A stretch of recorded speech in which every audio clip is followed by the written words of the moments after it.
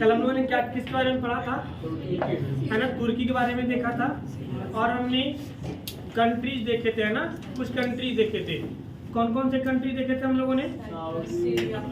हाँ, हमने कल बताया था आपको अरबियन कंट्री के बारे में। अरब कंट्री में कितने देश आते हैं? 7 देश। कौन कौन से 7 देश? फटाफट बोलो। Saudi, Yemen, Oman, UAE, Kuwait. 7 देश हो गया। खाड़ी देश कितने हैं? 8। कौन कौन खाड़ी देश? जल्दी बोलिए। Oman, UAE, Qatar, Bahrain, Saudi Arab, है ना, कुवैत, ईरान, है ना। कितने देश? 8 देश, है ना। मिडिल ईस्ट में कितने कंट्री? मिडिल ईस्ट में कितने कंट्री? 17 कंट्री। और सेंट्रल एशिया में कितने कंट्री? 5 कंट्री। जिसमें कल हमने तुर्की के बारे में देखा था। यूरोप का मरीज किसे कहा जाता था? तुर्की को, है ना। यूरोप का मरीज तुर्की को कहा जाता था। जिसे यूरोप का मरीज कहते थे वो यूरोप का डॉक्टर बन गया, है ना। अब देखिए, उसके बाद हमने बताया था साइप्रस के बारे में। कोई ढंग की कहानी साइप्रस की नहीं है, कि बर्बाद हो चुका है ना। उसके बाद चला था हमने सीरिया। सीरिया में हमने देखा था कि यहाँ के अपने ही लोग मारधाड़ सोचरा कर रहे हैं, ठीक है। इतना मारधाड़ कर रहा है कि अपने में ही सब तोड़ फोड़ करके बर्बाद कर रहा है। नहीं, सीरिया का जो राजा का नाम क्या था? बशर अल असद। तो किसकी सरकार, किसकी सहायता कर रहा था? रूस की। तो अमेरिका ने बर्बाद कर दिया, समझ रहे? किसको बर्बाद कर दिया था? सीरिया को। कल सीरिया की हालत आप लोगों को दिखाए थे। वहाँ ये हालत हो चुका है कि लोग को पानी नहीं मिल रहा है ढंग से। ये हालत कर दिया, किसने कर दिया? अमेरिका ने। एक बात ध्यान रखिएगा, दुनिया में जितने भी खतरनाक चीज आए हैं उसमें योगदान किसका? अमेरिका का। आतंकवाद किसने लाया था? अमेरिका ने। नहीं समझे? तालिबानियों किसने पैदा किया? अमेरिका ने। ISIS किसने पैदा किया? अमेरिका ने। ना तो तुम सीरिया में मार करवाता, ना ISIS पैदा होता। बात समझ पा रहे? इन तालिबानियों को किसने लाया? अमेरिका ने। काहे लाया? कि तालिबानी लोग रहेगा, आतंकवादी लोग, तो भारत पे वो करेगा, सोच रहे नुकसान हम लोग को हो जाता है।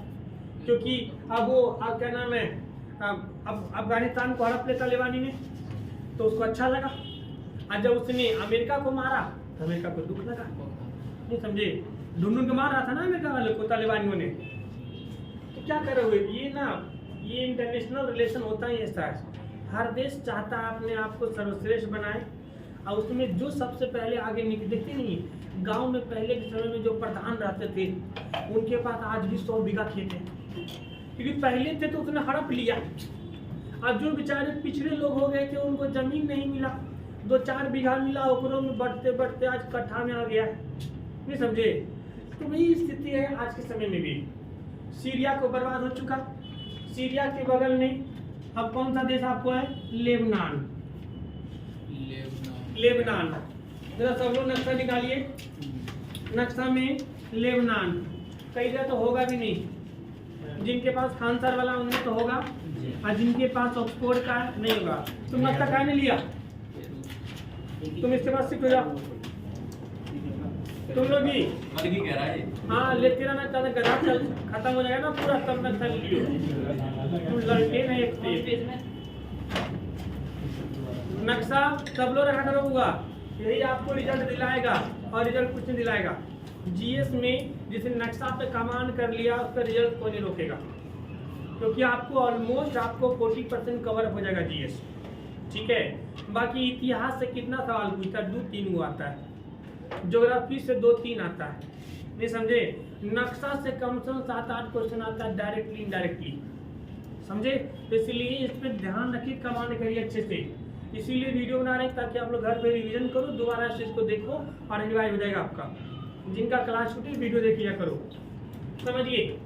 लेबनान के बारे में ज़्यादा कुछ नहीं जानना है। इस दूसरा अपने बिका हुआ देश है। जो हालत श्रीलंका की हुई थी वही हालत किसका हो चुका है? लेबनान का। लेबनान की राजधानी कहाँ है? बेरूत, है ना। इसका हाल भी अगला श्रीलंका ही बनने वाला है। कौन? लेबनान। ये भी सोच रहा कर्जा में डूब गया है, कर्जा चुका नहीं पाया। अब ये हालांकि देखो इन देशों के पास समुंदर है, जिसके पास समुंदर होता है ना वो देश सोच रहा ऐसे अमीर बन जाता है। लोग कैसे अमीर बन जाएगा? इस समुंदर को आप उसको टूरिस्ट के तौर पे डेवलप कर दो। अपना वो है ना क्या नाम है मालदीव, सोच रहा है कुछ है ही नहीं फिर भी इतना अमीर है। कैसे अमीर है? क्योंकि उसने पूरे समुंदर को उसने क्या बना दिया है, टूरिस्ट प्लेस बना दिया है। इस समुंदर वाले भी देखो कितना अच्छा साइप्रस था, इस छोटा अपने खुद ही दिख गया। ये समझे? लेबनान की राजधानी बेरूत, लेबनान की राजधानी बेरूत, ठीक है। यहाँ जो है सबसे ज्यादा क्रिश्चियन रहते हैं। हमने बताया था ये अरबियन कंट्री में इधर के जो मिडिल ईस्ट कंट्री है इसमें ज्यादातर मुसलमान रहते हैं। एक क्या नाम है इस सीरिया था, ये भी मुस्लिम कंट्री था। ये भी लेबनान में यहाँ पे क्रिश्चियन ज्यादा रहते हैं, और रहते हैं क्रिश्चियन ज्यादा रहते हैं। दो ही ऐसा कंट्री है, एक लेबनान और दूसरा इजराइल, जो कि क्या नाम है ये इजराइल में यहूदी है और यहाँ कौन है, क्रिश्चियन है। तो इजराइल लेबनान के बारे में ज्यादा कुछ नहीं जानना है। लेबनान की राजधानी क्या है, बेरूत है। बेरूत में एक बार बेरूत बंदरगाह पे 2020 में क्या नाम है दूसरा ब्लास्ट हो गया था, बम ब्लास्ट हो गया था, उसका बंदरगाह उड़ गया था, समझे, 2020 में। तो इसमें ज़्यादा कुछ जानने की जरूरत नहीं है, बस याद रखिए लेबनान है कहाँ, तो नक्शा में छप जाना चाहिए कि हाँ सीरिया के बराबर में है और किसके, इजराइल के ऊपर में है, ठीक है। अब ये चर्चा करें किसके ऊपर, इजराइल के ऊपर। ये आपको दिख रहा होगा बहुत बड़ा सा इजराइल। इजराइल के लिए जिनके पास खान सर का मैप है उसका एक अलग ही पेज दिया हुआ होगा, पेज पलटिए, अलग ही इजराइल का नक्शा है बड़ा सा, पेज नंबर 54 में है ना। इसकी कहानी इंटरेस्टिंग है, इसलिए एक बड़ा सा नक्शा दे दिया गया है, ठीक है। और जिनके पास खान सर का नक्शा नहीं है वो छोटे वाले में तसल्ली करेंगे, क्योंकि आपके में दिया ही नहीं, ससुरा पता नहीं। देखो ये मैप जो बनाया ना उसने बिजनेस के पर्पस से बनाया है, तो जब बिजनेस के पर्पस से बनाया है उसने दिया भी वैसा ही है, बात समझ पा रहे हैं। और खान सर वाला पढ़ने के पर्पस से बनाया है, तो इसीलिए उसमें दिया हुआ डिटेल्स अच्छा से है ना। इजराइल, तो इजराइल अगर देखेंगे ध्यान से नक्शा में, तो ऊपर में कौन सा सागर है, भूमध्य सागर। कौन सागर है, भूमध्य सागर। और नीचे कौन सा सागर है, ये लाल सागर। लाल सागर का मतलब क्या होता है जी, पानी लाल होता होगा क्या, समुद्र का पानी लाल होता होगा, नहीं होगा। इसके नीचे जो शैवाल पाए जाते हैं ना, शैवाल क्या, शैवाल एल्गी,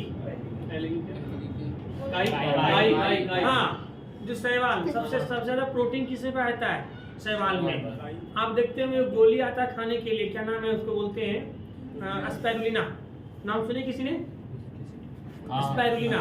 जो अंतरिक्ष में लोग जाते हैं ना उनको स्पाइरुलिना की टैबलेट दिया जाता है, क्योंकि उसमें प्रोटीन, हाई प्रोटीन होता है वो स्पाइरुलिना। तो स्पाइरुलिना किससे बनता है, शैवाल से बनता है। तो इसके अंदर जो शैवाल है वो रेड कलर का है, समझे। अब रेड कलर का है कि ऊपर देखने पर वही चमकता है, तो लगता है कि पूरा समुद्र लाल है, इसलिए से नाम क्या रख दिया गया, लाल सागर। तो इजराइल किन दो समुद्र के बीच में बसा हुआ है, इसमें भूमध्य सागर और लाल सागर के बीच में। कभी कभी आपको एग्जाम में ना बहुत सीधा सवाल देता है, आपको दे देगा बताइए इनमें से कौन सा देश भूमध्य सागर को टच नहीं कर रहा है। बात समझ में आया, इनमें कौन सा देश खाड़ी देश नहीं है। आपके तो दिमाग पे सिर्फ एकदम नक्शा छपा होना चाहिए कि भूमध्य सागर के आसपास कौन सा देश है, लाल सागर के आसपास कौन सा देश है। अभी और नीचे आएंगे तो उस पर चर्चा करेंगे, ठीक बात समझ पा रहे हैं। तो किस पे चलेंगे, इजराइल पे। इजराइल, पहले इजराइल की कहानी समझना बहुत जरूरी है। पहले इजराइल यहाँ था ही नहीं, इजराइल पहले यहाँ पर था ही नहीं। इस सोचना बना है कब्जा करके। कैसे बना है, अगर ध्यान से देखेंगे जिनके पास खान सर का मैप है, साइड में 3 वो अलग से मैप दिया हुआ है, ऐसे लाइनिंग खींच के 3 ऐसे खींचा होगा, खींचा है। जो सबसे ऊपर वाला उसमें ग्रीन किया हुआ है ना, वो पूरा क्या है? जंगल नहीं है। वहाँ दूसरा देश था, उसका नाम था, क्या नाम था? फिलिस्तीन। क्या नाम था? फिलिस्तीन। तो इजराइल पहले देश था ही नहीं, देश का नाम था फिलिस्तीन। क्या नाम था? फिलिस्तीन। तो पूरा पर देखो फिलिस्तीन दिख रहा होगा, दिख रहा है?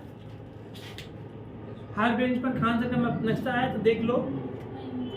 जिसका साथ नहीं है वो इधर छान सकता है? इजराइल दिया है? फिलिस्तीन भी है, इजराइल भी। ठीक, अच्छी बात है। अलग से दिया क्या? नाम अकेला दिया। समझिए। दूसरा उसका नक्शा देखिए, उसके दूसरे वाले में देखोगे तो येलो कलर का वो इजराइल है और ग्रीन कलर का फिर वही फिलिस्तीन है। तीसरा में देखो आपको दिख रहा होगा येलो कलर का क्या है? इजराइल है और फिलिस्तीन। क्या से क्या बन गया?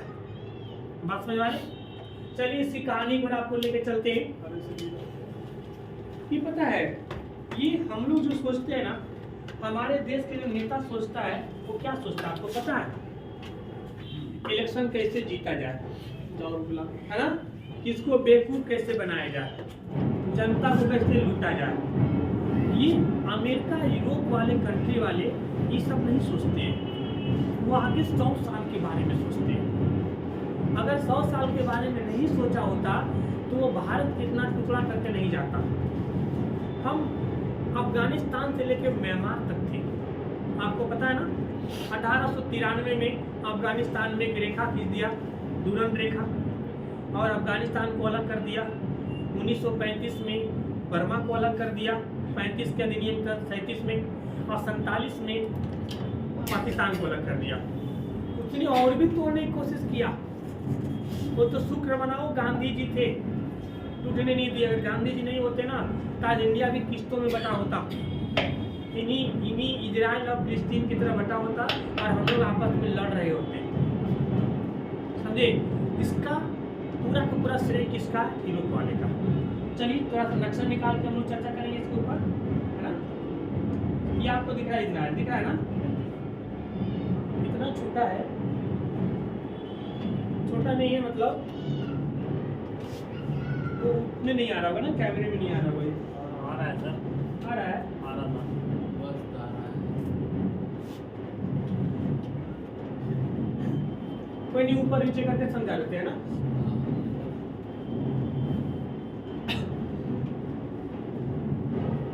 इजराइल है ना, ठीक है। इजराइल को अगर हम ध्यान से देखें, इजराइल पहले ऐसा जो दिख रहा है आपको, ये था ही नहीं। इजराइल पहले था ही नहीं। इजराइल के जगह पर क्या था? एक देश था फिलिस्तीन। क्या था? फिलिस्तीन। हमें उसी मैप पे चलना पड़ेगा क्योंकि कहानी चलेगी इसमें।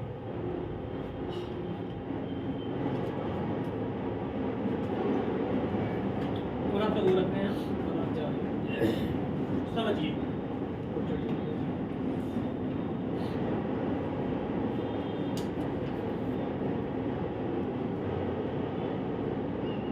समझो, थोड़ा और बड़ा करना पड़ेगा इसको। ये ठीक था।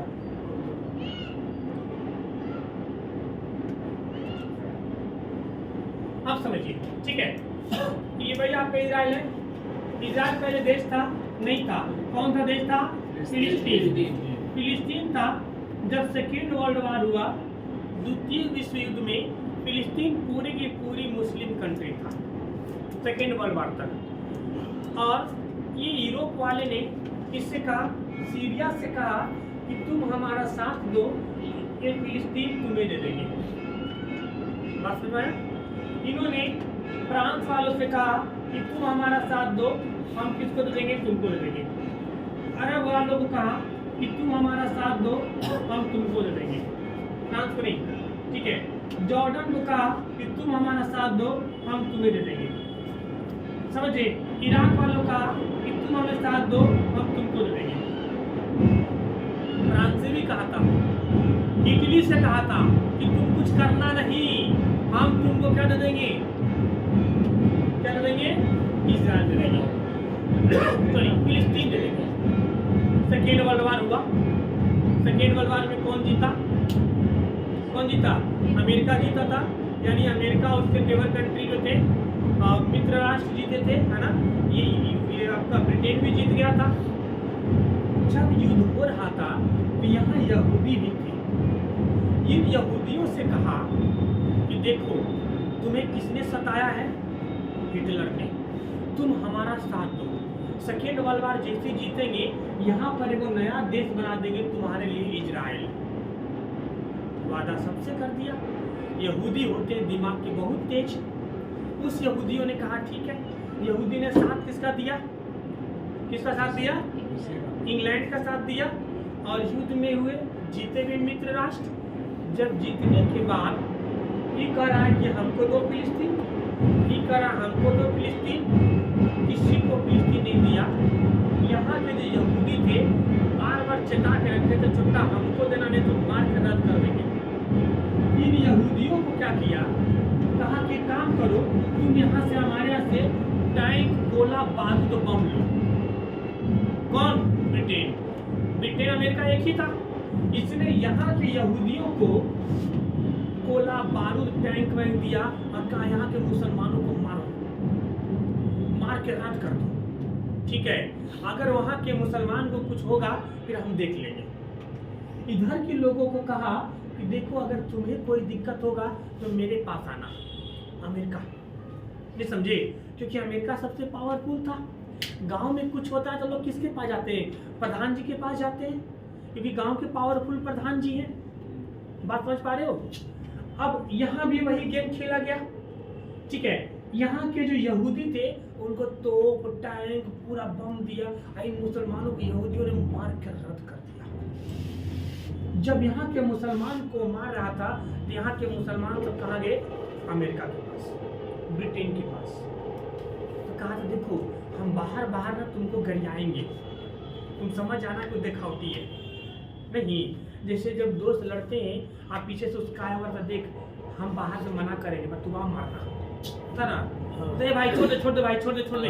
जब दुआ मारता है, कोड रहता है कि तुम कोड है, जब बोले तो और मारना। और फिर हम तुमको गरियाए में चोटा कहे मारा उसको, मेरा अच्छा दोस्त था, तुम बस कान से सुनना और निकाल देना। और जाके उसके हाथ पकड़ेगा, पहले कुछ नहीं पकड़ेगा तो मार रहा। ठीक है, आज जाके उसी का हाथ पकड़ेगा, बचाने के तौर पे वो 2-4 छूट देगा पकड़ के, सॉलिड जगह पे। सेम कहानी यही था। इतना मार मारा कि यहाँ के मुसलमानों को मार के तितर बितर कर दिया। अमेरिका कह रहा था इजराइल, यहूदी, इजराइल तो था नहीं, यहूदी, तुम लोग गलत कर रहे हो, ये मानवाधिकार के खिलाफ है, ये ह्यूमन राइट्स के खिलाफ है, मुसलमानों को नहीं सताना चाहिए, नहीं मारना चाहिए। पहले तो सिखावल था। उधर तो ब्रिटेन करा था कि मुसलमान को नहीं सताओ, नहीं मारते हैं, भी मार के चुट्टा और रद्द कर रहा था। फिर आ गया 1945 में यूएनओ, यूनाइटेड नेशन की स्थापना हुआ। तो यूएनओ डरा देखा हो एकरा नहीं समझे। यूएनओ आ गया। यूएनओ को आते ही यूएनओ ने कहा कि ठीक है, अब इससे फैसला लाया जाए। क्या फैसला लाया जाए? कि यहूदी लोग मार कर रहे हैं किससे? मुसलमानों को। यूएनओ था किसका? यूएनओ था किसका? अमेरिका का। क्योंकि यूएनओ कहाँ है? अमेरिका में। अब जिसके घर में होगा वही ना उसका राज करेगा। ब्रिटेन अमेरिका मिलके उसका मेन मेंबर है। तो यूएनओ ने अपने प्लान के मुताबिक कहा कि इस फिलिस्तीन को बांट दो। यहूदी ने कहा कि हम इसको नहीं रहने देंगे, तो काट डालेंगे, तो सोच रहा हमको बांटो। बोला ठीक है। इस फिलिस्तीन को यूएनओ ने बांटने के लिए इसको 2 भाग कर दिया। ऊपर के हिस्सा में किसको दे दिया? फिलिस्तीन को। यानी किसको? यूएनओ ने लगभग 48% हिस्सा किसको दिया? फिलिस्तीन को। और 52% हिस्सा किसको दे दिया? इजराइल को। और एक देश बना दिया इजराइल। और इजराइल को कहा कि तुम्हें कोई भी दिक्कत होगा एकदम बेहिचक मार धार करना, हम तुम्हारे सपोर्ट में हैं। इजराइल को बनाया किसने? अमेरिका ने, है ना। क्योंकि यूएनओ है किसका? अमेरिका का ही राज चलता है। अरे यूएनओ कुछ नहीं सोच रहा, एक बर्बादी का कारण है। जिसको लूटना हो, बिकना हो, यूएनओ और आईएमएफ चले जाए। ये छोटा वो कश्मीर का मुद्दा नहीं सुलझा पाया, नहीं समझा? तो ये लोगों ने इस पे भरोसा किया और ये आके बर्बाद कर दिया, समझे? अब जो पूरा का पूरा क्या था, फिलिस्तीन था, उसमें 48% फिलिस्तीन को दे दिया और 52% किसको दे दिया, इजराइल को, जैसा उसका प्लान के मुताबिक था। अब फिलिस्तीन वाले भड़क गए, बोले नहीं हमको पूरा चाहिए, नहीं तो हम लड़के छीनेंगे। नहीं चोट्टा, तू लड़के छीनेगा नहीं समझे, तू केकरा से लड़के छीनेगा? इस इजराइल से। इसके पीछे ब्रिटेन और अमेरिका खड़ा है, पूरा नाटो देश खड़ा है, नाटो की पूरी शक्ति खड़ा है, और तुम उससे लड़ने जाओगे इजराइल से? कभी पॉसिबल नहीं है। इस फिलिस्तीन में मुसलमान रहते थे, जब फिलिस्तीन को बांटा इधर के आसपास के 6 देश, 6 दोस्तों ने मिलके इसका विरोध किया। एक तो कंट्री नहीं, कितने कंट्री, 6 कंट्री ने मिलके इसका विरोध किया कि पूरा का पूरा 100% किसको मिलना चाहिए, फिलिस्तीन को मिलना चाहिए। और सिर्फ विरोध नहीं किया, इन सबों ने मिलकर युद्ध छेड़ दिया। कहा कि हम यहूदियों को मार के रहेंगे, इजराइल को तबाह कर देंगे। इजराइल अपने पैर पे खड़ा हो चुका था। इजराइल महज एक सप्ताह में, दिन में 1 सप्ताह में इन सारे 6 के 6 देश को हरा दिया, मार के रद्द कर दिया। अमेरिका ने कहा था, जब लड़ रहा था इजराइल पे, इजराइल लोगों से अमेरिका ने कहा था इजराइल पीछे हट जाओ, हम तुम्हारी मदद नहीं कर पाएंगे। तो इजराइल ने पता है क्या कहा था कि हम तुम्हारी मदद के लिए मोहताज नहीं खड़े हैं, हम युद्ध अपने बल पे जीतेंगे। तुमने हमें कोई एहसान नहीं किया इजराइल देकर के, हमसे वादा किया था और वादा के मुताबिक दिए। बात समझे? उस समय 1967 की बात है, जिस समय इजराइल में सोचा रेडियो स्टेशन तक नहीं था। उस समय इजराइल ने इतना बड़ा देश, इतने बड़े युद्ध, 6 के 6 देश को 1 सप्ताह में मार के रद्द कर दिया और युद्ध जीत गया। पावरफुल देश। अमेरिका जब उसे कहा था कि हम तुम्हारी कोई मदद नहीं करेंगे, इजराइल को थोड़ी बात दिल पे लगा था, समझे? दिल पे लगा था, बोला कोई बात नहीं, इस बात का हम बदला लेंगे। वो बीच बीच में अमेरिका उससे चुस्की लेता था, इंटरेस्ट लेता था, इजराइल इनको मदद कर दें, तो नहीं कोई ज़रूरत नहीं है, ज़रूरत पड़ता आप हमें बोलना, मदद कर देंगे। तो अमेरिका ने कहा था तुमको हम पैदा किए हैं, बनाए तो वही है ना, हम तुमको पैदा किया, तुम ही हमको मदद करेगा। इजराइल बोला कोई बात नहीं। जब 2001 में अमेरिका के ऊपर उसामा बिन लादेन ने बम गिराया था, हमला किया था ना 2001 में, जब हमला किया था तब इजराइल ने फोन किया था मदद करे, बदला लिया था, ठीक है? क्योंकि इजराइल जो है ना अब इतना पावरफुल बन चुका है, ठीक है? अभी और समझते हैं कहानी को हम लोग। तो इजराइल को की स्थापना कब हुई? लगभग ये लड़के जीता है। पहले इजराइल था नहीं, क्या था? फिलिस्तीन था, है ना? ये देखो, अब ध्यान समझिए, इजराइल को यहाँ बनाने का रीजन क्या था? इजराइल को यहाँ बनाने का सिर्फ एक ही रीजन था, थोड़ा सा नक्शा हम छोटा कर रहे हैं। आप जरा नक्शा में ध्यान से देखिए, ये अमेरिका जो है ना हर देश का एक दुश्मन देश तैयार किया है। इजराइल को बनाने के पीछे एक ही रीजन था, यहाँ यहूदी रहते हैं, अगर यहाँ से सऊदी वाले ऊंच नीच करेंगे इजराइल से मार करवा देगा, अगर यहाँ से मिस्र वाले ऊंच नीच करेंगे इससे मार करवा देगा, जॉर्डन वाले कुछ बोलेंगे इससे मार करवा देगा, ईरान वाले कुछ करेंगे इससे, इराक वाले इससे, ईरान तक भी मार करवा देगा। क्यों?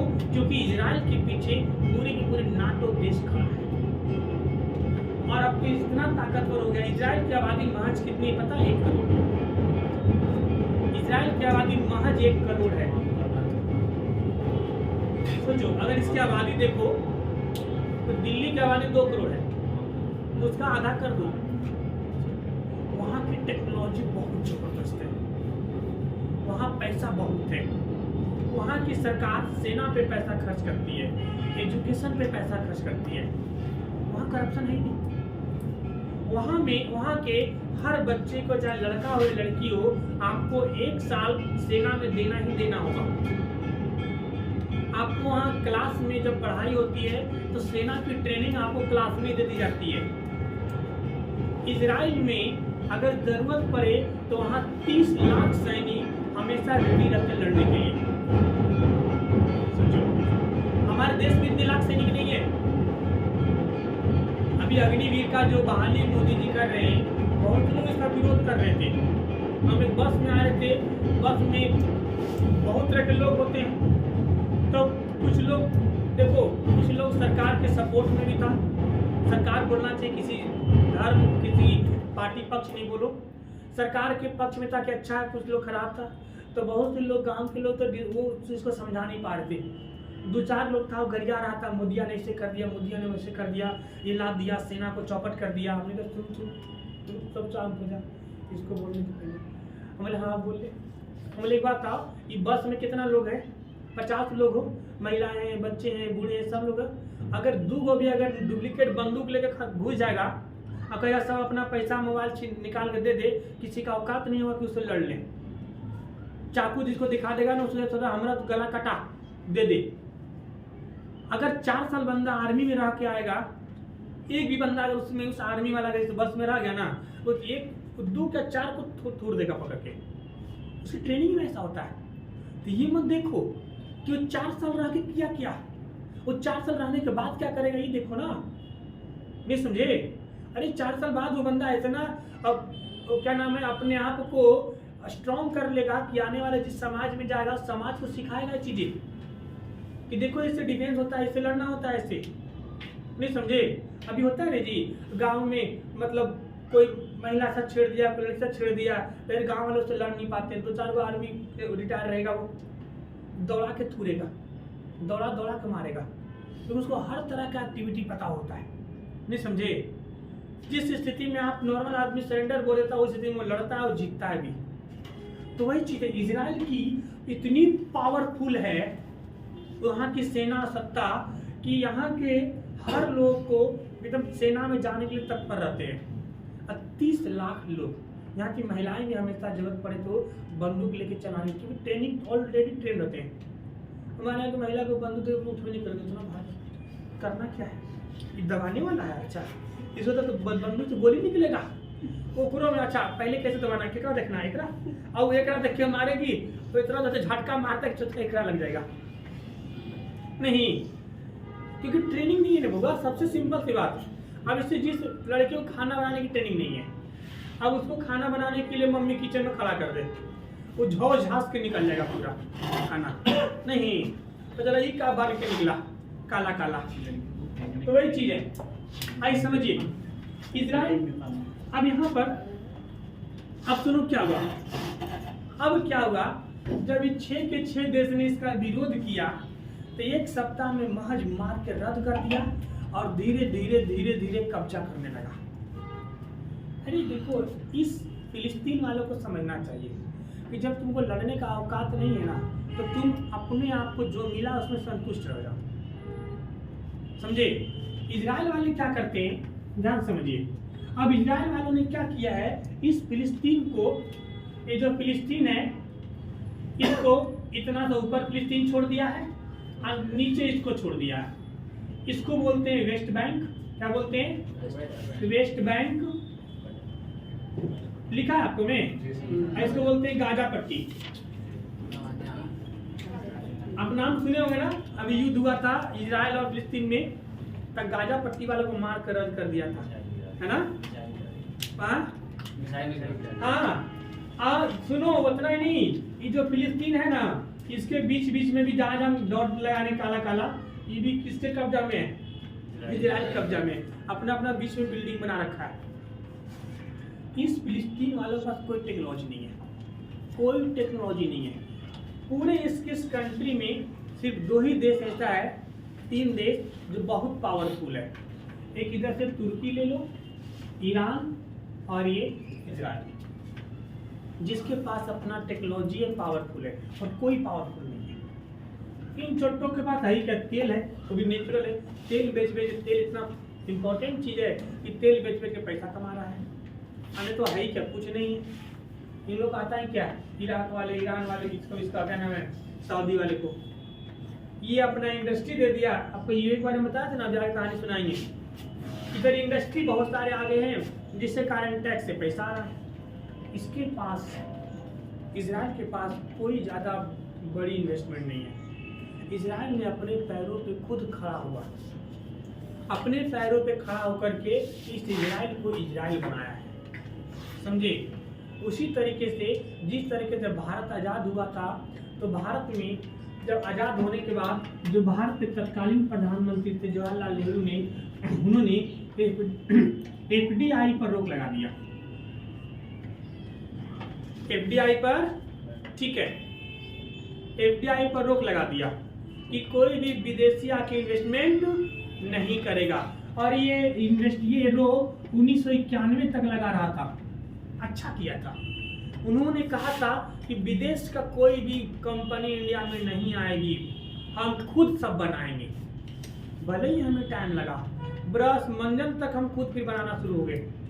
धीरे धीरे धीरे हमने अपने पैर पे खड़ा हुआ, लेट से हुआ, कम से कम किसी के ऊपर डिपेंडेंट तो नहीं रहा।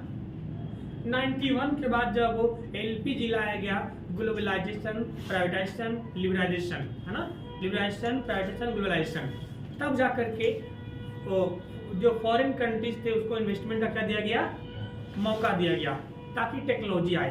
तब तक हम बहुत कुछ बनाना सीखे, तभी आज हम आत्मनिर्भर भारत कहते हैं। वही छोटा पाकिस्तान को देख लो, वो शुरू से फॉरेन कर दे दिया। आज देखो कि चाइना के पीछे भाग रहा है, चाइनीज के पीछे भाग रहा है, तो कुछ नहीं बिकने वाला है, नहीं समझे। इसीलिए उस जो प्रधानमंत्री थे उनका डिसीजन काफी अच्छा था, बहुत डिसीजन उनका अच्छा था जी। समझिए इधर आइए, ये गाजा पट्टी, ऊपर का नाम है गाजा पट्टी, इधर का नाम है वेस्ट बैंक। अब ये वेस्ट बैंक वाले, गाजा पट्टी वाले कहते हैं कि हमको अभी भी चाहिए 100%, 48% मार मार के थूर के इसको 12% पिला दिया। हम कहता पहले के ठीक था 48%, क्या है रे, पूरा क्या हो गया, समझे। अब ये 12% वाले कहते कि पहले का 48% ठीक था, कम से कम था, तो अब बचा कुछ नहीं। अब जाता यूएनओ के पास, यूएनओ कहता है छोटा तुमको हम बोले थे ना मत लड़ो उससे, तुम लड़ता है। अब यूएनओ ये लड़ रहा है और इसको थूर रहा है, इसके पीछे भी हाथ किसका है, यूएनओ का है। अब ध्यान समझिए, अब यहाँ पर इस गाजा पट्टी में अब क्या करता है इजराइल, ध्यान समझिए। कुछ साल पहले इसको गाजा पट्टी को इजराइल अपने कब्जे में ले लिया था। जब इजराइल अपने कब्जे में ले लिया, तो जब किसी देश को कब्जा में लिया जाता है, किसी जगह को कब्जा में लिया जाता है, तो वहाँ के नागरिक को खुला छोड़ दिया जाता है। जैसे अब ये इंडिया के लगभग 28 देश एक है, तो आप यूपी में रहिए या झारखंड चले जाइए या पश्चिम बंगाल चले जाइए या असम चले, कोई रोकेगा? कोई नहीं रोकेगा। राजस्थान चले, कोई नहीं रोकेगा, क्योंकि सब एक है। तो इसने क्या किया, इन गाजा वालों को अपने में मिला लिया कब्जा करके। दिक्कत सोच रहा है, गाजा वाले इधर बम फोड़ रहे, जाके इधर बम फोड़ रहे, इधर बम फोड़ रहे, चारों ओर बम फोड़ने लगे इजराइल में। इजराइल ने कहा ये ससुरा तुझे पहले के ठीक था, तो कब्जा में लिया था, इसको 2005 में फिर आजाद कर दिया। बोले जाओ तुम फिलिस्तीन के अंदर में हो, इसके अंदर में हो फिलिस्तीन। अब क्या कर रहा है इजराइल, वो दीवार खड़ा कर रहा है, इससे करा पहले इसको घेरेंगे, नहीं समझे। अब घेरने के बाद उसको कब्जा मिलेंगे, अब बोलेंगे तू उधर ही रह लेकिन हम रहा, समझे। अब यहाँ पर इजराइल वाले क्या करते हैं, इधर से खड़ा होकर, जैसे समझिए आप गांव में एकदम ये सब प्रैक्टिकली समझो। गांव में कोई बड़ा घर है जिकरा में 8-10 गो आदमी है मारने वाला, तोड़ने वाला। किसी कमजोर घर को क्या करेगा, वो पत्थर फेंक देगा। घर में पत्थर फेंक दिया, जिससे घर में पत्थर फेंके वो किलबिलाएगा, चट्टा मार के रद्द कर देंगे। 4-5 पत्थर वो भी फेंकेगा, और उधर से 4-5 पत्थर फेंका, इधर से बस 150-200 पत्थर फेंक के उसको तबाह कर देगा। ये होता है ना। पहले लड़ने के लिए उसका आया जाता है कमजोर को, उसने एक थप्पड़ मारा खुद को दर दर दर दर करके छोड़ देता पकड़ के। नहीं, उसी तरीके से इजराइल वाले क्या करते हैं कि गाजा पट्टी में को बम फेंक देते हैं छोटे को, गाजा पट्टी वाले उलझ जाते हैं। उसके बाद ये गाजा पट्टी वाले 2-4 बम इधर फेंक दिया, फिर इजराइल वाले मार के गाजा पट्टी को रद्द कर देता है। आए दिन सुनते रहते होंगे, जब इजराइल फिलिस्तीन में युद्ध हुआ था, इतना भयानक युद्ध हुआ था, अमेरिका को इमरजेंसी मीटिंग बुलाना पड़ गया था। उस समय इजराइल के जो राष्ट्रपति थे उन्होंने कहा था कि अब या तो इजराइल जो है इसको फिलिस्तीन पर कब्जा करके रहेगा, या तो हमेशा के लिए फिलिस्तीन को शांत कर देगा। ये समझे, फिर बहुत समझौता हुआ, इसको इतना पे लाके छोड़ा है, धीरे धीरे से जमीन खोदते जा रहा है। आने वाले 50 सालों में फिलिस्तीन नामो निशान मिट जाएगा, इतिहास के पन्ने पर आ जाएगा कि देश हुआ करता था। देख रहे हो, आपको नक्शा में दिया ना जी, पहले कितना था अब कितना हो गया, समझे। ये इजराइल हुआ सबसे दुनिया का पावरफुल देश। ये जब इजराइल और फिलिस्तीन में मार हो रहा था, ठीक है, तब हम क्योंकि फिलिस्तीन में मुसलमान हैं, तो मुसलमान को मार रहे थे। अब फिलिस्तीन वाले को ना मार ऐसे नहीं, आराम से मार रहे थे। फिलिस्तीन के पास कोई टेक्नोलॉजी नहीं है। इजराइल वाले ने इसको कह रखा है कि छोटा तुम सेना नहीं रख सकते हो, तुम हेलीकॉप्टर नहीं रख सकते हो, तुम एयरफोर्स नहीं रख सकते हो, तुम नेवी नहीं रख सकते हो, तुम खाली पुलिस रखोगे। क्या रखोगे? पुलिस। पुलिस क्या कर लेगा? पुलिस कुछ करेगा जी? अभी जब इजराइल वाले को मारना होता है ना, तो आराम से घुसता है, एकदम आराम से इत्मीनान से टारगेट बना देता है कि आज इस मोहल्ला के गली नंबर 4 के हाउस नंबर 55 को उड़ाया जाएगा। पहले बोल देता 2-3 दिन पहले, तो वहां के हाउस नंबर उतना के सब लोग खाली हो जाते हैं। अब इत्मीनान से हेलीकॉप्टर लेके आता है, आराम से दूसरी जगह बैठाता है, निशाना लेके बस वही बिल्डिंग गिराता है। बाद में मालूम होता है, इसका मुंडी उस बाद में मालूम होता है जिस बिल्डिंग गिरा था या तो कोई सरकारी स्कूल था, या कोई हॉस्पिटल था, या तो कोई वो कंपनी था। वहां पब्लिक को नहीं मारता है, उसके अर्थव्यवस्था चौपट कर देता है। नहीं समझे? कोई फैक्ट्री गिरा दिया, ले गया, पावर हाउस उड़ा दिया, ले गया, हॉस्पिटल सोच रहा चौपट कर दिया, जा इंजेक्शन घर में बैठ लगाते रहा। समझ रहे हैं? ऐसे मारता है इजराइल। जब मार रहा था तो पाकिस्तान उठ के गया था कहने के लिए, उसमें बवाल हुआ था, समझे। तब ये कहने गया था कि मुसलमानों पर अत्याचार हो रहा है, हम मुसलमानों को एकजुट होना पड़ेगा और इस इजराइल के साथ लड़ना होगा, समझे। तो उसका नस जो था किसके पास था? यूके के पास। अब नस कैसे के पास समझिए, जो फाइटर प्लेन होता है ना, फाइटर प्लेन जो होते हैं उसका जो सीट होता है, वो सीट के पीछे नीचे एक रॉकेट लगा होता है। वो हम लोग नहीं बनाते, तो फ्रांस या ब्रिटेन बनाता है। उसकी बहुत महंगा आता है, 4-5 करोड़ का आता है। तो उसमें क्या होता है कि जैसे मान लो आपके फाइटर प्लेन पे आग लग गया, तो वो क्या करता है, एक खींचने वाला तो खींचता है, खींचते ही रॉकेट होता है, रॉकेट ब्लास्ट हो जाता है। ब्लास्ट होते ही उस चेयर समेत उस पायलट को 100 मीटर ऊंचा ढकेल देता है, और 100 मीटर ऊंचा ढकेलते ही उसमें पैराशूट सब होता है, वो ऑटोमेटिक खुल जाता है। अभिनंदन, वैसे तो बचे थे, ठीक है। अब खुल गया, पायलट अपना सेफ लैंडिंग कर गया। बात समझे कि कोई बनाता ही नहीं है। तो जब पाकिस्तान आया था इसको कहने के लिए कि अब हम सबको एकजुट होना पड़ेगा, इसके विरुद्ध लड़ना होगा, इजराइल के विरुद्ध, तो यूके ने उसका सीट ही रोक दिया। जा बोला हम लोग को सीट ही नहीं देंगे, तो बनाओ कैसे फाइटर प्लेन, प्लास्टिक की कुर्सी लगा बनाओ, नहीं समझे। तब वो शांत हो गया था, नहीं कुछ नहीं, गलती हो गया, बात वापस ले रहे हैं। ये इजराइल को भड़काने के पीछे पूरा का पूरा हाथ बस यूरोप वाले का है, वो भी किसका, एक उधर क्या नाम है ब्रिटेन का, और दूसरा, पर हमें इजराइल से कोई दुश्मनी नहीं है, हमें और अच्छा है। जब 1975 में जब हमारे रॉ वाले को पता चला था कि अमेरिका परमाणु बम कब बना रहा है, तो हमारे लॉ वाले वहाँ गए थे, अपने इकोनॉमिक्स में पढ़ाया है, जो नहीं पढ़े अभी इकोनॉमिक्स पढ़ेंगे हम लोग, उसमें सीखेंगे। तो हमारे लॉ वाले गए थे, तो इस इजराइल ने हमसे कहा था कि आप खाली बता दो फैक्ट्री कहाँ पर है, हम कुछ नहीं करेंगे, ड्रोन से ससुरे को उड़ा देंगे। नहीं, इजराइल बहुत दिमाग वाला आदमी है, इसने कहा कुछ नहीं करेंगे, एगो बड़का वो पैकेट में बम बना के भेज देंगे। अब कह रहे हैं कि ये इसका पार्ट है, परमाणु बम का पार्ट है। अब फैक्ट्री में गिराएगा, फैक्ट्री उड़ जाएगा, ब्लास्ट करेगा, पूरा फैक्ट्री उड़ जाएगा, जल्दी से तरह बनाते रहा परमाणु बम। नहीं, इजराइल हमें समय समय बहुत साथ दिया है, हमें उससे कोई दुश्मनी भी नहीं है, नहीं समझे। तो इजराइल हमारे लिए, अभी इजराइल अपना आयरन डोम भेज रहा था। आयरन डोम समझते हैं? इजराइल के पास एक बहुत बड़ी पावरफुल टेक्नोलॉजी है आयरन डोम। आयरन डोम क्या होता है कि जैसे अगर इसके ऊपर, जैसे गाजा पट्टी वाले फिलिस्तीन वाले, जब फिलिस्तीन वाले पास बम था नहीं, उस तरह चुन चुन के लाते थे, इससे मांग मांग के लाते थे, और ये वो था फेंकने वाला, उससे फेंकते थे। जब बम से इजराइल वाले के पास हमला करते थे, तो इजराइल के पास आयरन डोम है।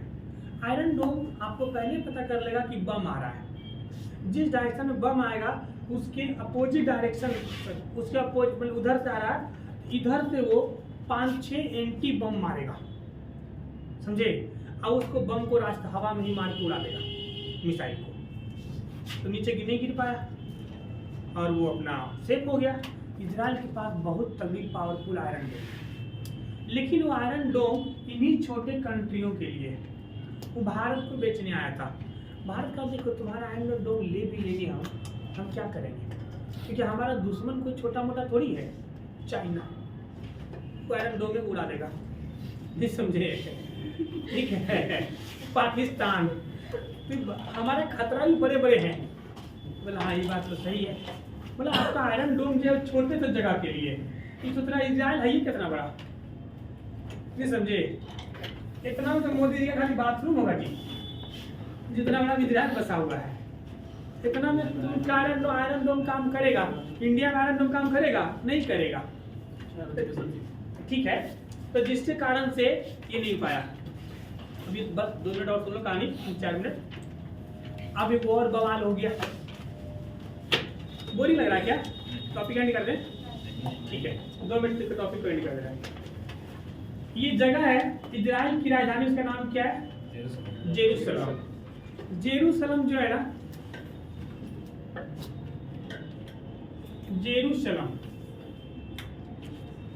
जेरूसलम जो है ये विवादित एरिया हो गया है। कैसे विवादित हो गया है? यहाँ पे यहूदी का ये जेरूसलम जो है वो दुनिया में मुसलमानों का सबसे बड़ा पवित्र स्थल माना जाता है। ये यहूदियों के लिए भी पवित्र है, ये यहूदियों के लिए भी है, और ये क्रिश्चियन के लिए भी है, क्रिश्चियन के लिए, और ये मुस्लिम के लिए, इस्लाम के लिए भी, तीनों के लिए पवित्र स्थल है। क्योंकि ऐसा कहा गया है, जैसे हमारे जैन धर्म में तीर्थंकर आए हैं, कितने तीर्थंकर आए हैं? 24 तीर्थंकर आए हैं। उसी तरीके से किसमें इसमें अगर हम बात करें सिख में 10 वो आए हैं, क्या नाम है, 10 गुरु आए थे। 10वें गुरु कौन थे? गुरु गोविंद सिंह। उसी तरीके से इस्लाम में पैगंबर आए हैं। टोटल कितने पैगंबर आए थे? 1.25 लाख। कितने पैगंबर आए? 1.25 लाख। पैगंबर का मतलब होता है जो भगवान के, जो आपका अल्लाह का जो मैसेज है पहुंचाना। तो अंतिम पैगंबर कौन थे? मोहम्मद शाह। तो मोहम्मद शाह के ये लोग मानता है, इस्लाम वाले मोहम्मद शाह को। उससे पहले यहूदी वाले मानता है इब्राहिम को, ठीक है। क्रिश्चियन वाले भी इब्राहिम को ही मानता है अपना, क्योंकि इब्राहिम जो है इसी जेरूसलम को डेवलप किया था। यहाँ पे उन्होंने इनका कुछ जो हज व यात्रा इन्होंने ही शुरू करवाया था, और घूमने उमने का जो भी जगह इन्होंने यहाँ पे बनवाया था। अब तीनों इसी को मानते हैं। जैसे हम लोग मंदिर जाते हैं तो जूता खोल के मंदिर घुसना होता है, इस्लाम भी मस्जिद जाता है तो जूता खोल के अंदर जाता है। लेकिन सोच रहा है जो यहूदी है ना, वो जूता में बढ़िया से पॉलिश करके पहन ले घुसता है। एक ही तीर्थ स्थल है और उसमें दो कैटेगरी के लोग जा रहे हैं, एक वो जूता खोल के जा रहे हैं, वो जूता पहन के जा रहे हैं, तो बवाल तो होगा करेगा, होगा ना। कि बवाल हमेशा यहाँ होते रहता है जेरूसलम में। तो जेरूसलम को किसने अपने कब्जा में ले लिया? यूएनओ ने ले लिया है। जेरूसलम किसके कब्जे में है? यूएनओ के कब्जा में है। ठीक है, गाजा पट्टी आपको बता ही दिया हूँ। गाजा पट्टी पर मार कौन करते रहता है? कौन करता है? इजराइल। कुछ दिन में इजराइल उसको कब्जा में ले लेगा। ठीक है, तो ये थी इसकी इजराइल की कहानी। आगे हम लोग कल करेंगे।